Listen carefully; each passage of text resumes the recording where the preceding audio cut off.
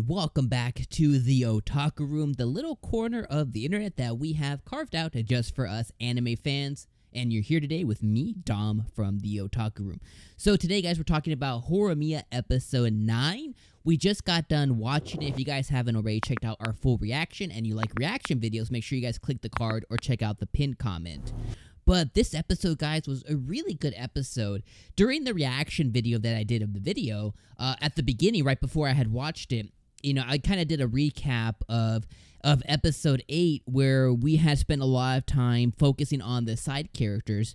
Last episode, we were introduced to Yanagi because he was the pink hair hot guy who had basically confessed his feelings for Yuki. We got to see him being introduced. We got to see focus on Yuki or, Yoshikawa and her developing feelings or realizing the feelings that were already there for Toru or Ishikawa, and we got to see kind of their relationship begin to develop.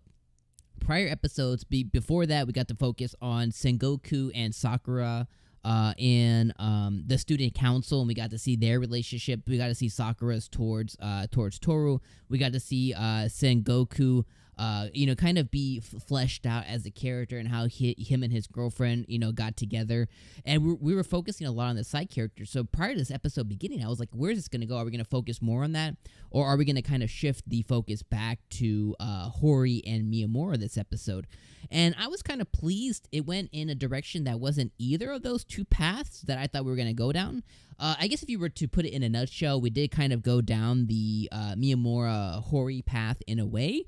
But in the same respect, we kind of didn't, because it kind of it's like if we had these two streets we could go down, we ended up just kind of going straight down the middle, which was a little bit of both.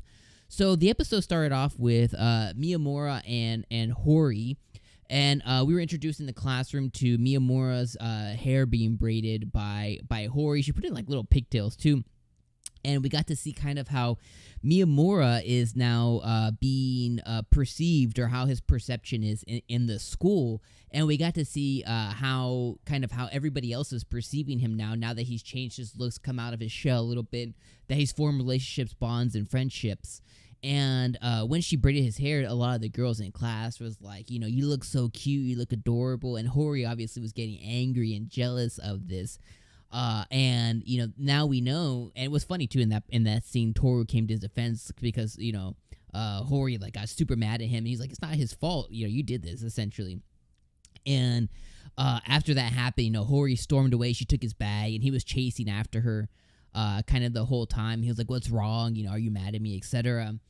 And we got to see kind of Hori's jealousy, even though she knows, I caused this. But, she's like, now that his hair's cut and people are realizing him, all the attention's going to him, and I hate it kind of thing. And I thought that was a really, really cool thing because, again, as this anime has been going on, is we've just been constantly introduced to kind of the real-life feelings that younger folks that I went through, that you've probably gone through when you were young. And, when you're in high school, your feelings are complicated. They're a mess. They're all over the place. And, it takes a while to wrangle them in and really feel, get a grasp on what you're feeling. And in this anime so far, we've gotten that same feeling with love and, kind of wrapping your head around love and your true feelings, and not being able to speak your true feelings, and in Miyamura's case, being able to speak your true feelings, but not to others, only to the one you love, but you can't really confront others, even though they may have frustrated you in the past.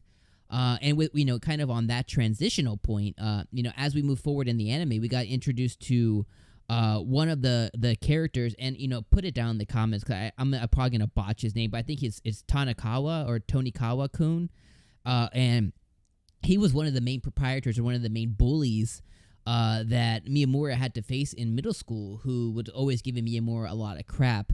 And we came to find by the meeting that really he had a fixation on Miyamura. And I think, again, feelings are confusing, especially when you're young. I think, he wanted to know more about Miyamura, or he wanted to be friends with Miyamura, and he just didn't know how. So it came out in bullying and bantering and making Miyamura feel left out. But he's had this fixation on him since middle school days. And Miyamura and Hori run into him and his other friend, and they begin assassinating Miyamura, and Miyamura doesn't really like do anything about it necessarily. He kind of just shuts down, and Hori is the one that ends up having to step in and say, are you guys done? And she lays the beat down, like she beats the crap out of them. And it's good for her because she had all this pent up anger by her jealousy that she was feeling for Miyamura. And she beats them up, and, the Tanikawa's curiosity, Miyamura's bully, goes up for Miyamura even more. And as the episode's progressing, we're getting to know more about, why that is. We explore his feelings, we explore Miyamura's and his past, and we came to find that at one point, Miyamura had been assigned, to look after some bunnies, and the bunnies loved him. And this guy, apparently he had let them die, and he had convinced everybody in the class that Miyamura was the one at fault. And, of course, that probably plummeted Miyamura down into an even greater decline than what he already was. And he's had this pent-up guilt, so much so that he went to go seek out Miyamura by asking for his phone number and calling him. And he went to go find him, at a restaurant, and they had a really cool exchange. And I'm just very interested to see on where the anime is going to take their relationship, because that there's a relationship that's going to be spurring there. Now that they're older, they're able to kind of confront the feelings anymore. So, he's probably, maybe next episode, he's probably going to confess what happened to Miyamura. And Miyamura, he's a cool guy, so he's probably going to be okay with it, and that will probably spur a relationship. Taking a step back in the episode, that's pretty much what happened with that. Taking a step back in the episode, Miyamura also made friends with, I want to say, again, put in the comments, I'm messing with 𝐒𝐻𝐚𝐧𝐧𝐞𝐥. He's basically like this bluish hair guy in their class, and he had a crush on Hori, so he always has this animosity towards Miyamura. And in the episode, too, he made another friend with him because he ended up meeting him in the science class to go look for his phone. The phone ended up being on Miyamura regardless, but he got his phone number that way. And he asked him a question because, during the anime, him and Hori and Miyamura had been playing around with the idea, or at least Hori been playing around with the idea of Miyamura being really angry and evil to her, kind of like a kinky way. And he asked him in the class, like, could you punch her? He's like, no. And then he's able to kind of show, there's a scene where they show to where, like, he calls Hori the B word, and Hori gets gleed with happiness, and he's, like, totally surprised, and he was just like, yeah, that's just kind of how it is. And I thought, this episode was awesome. We got to see, again, more relationships built. We got to see Miyamura and Hori's dad relationship built because he asked for advice on Hori's kink.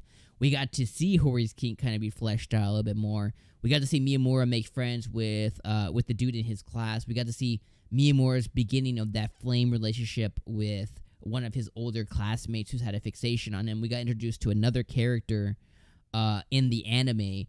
And overall, guys, this was just a really, really, really good episode. Each episode is just, I think it's like one of the best episodes in a romantic comedy sense.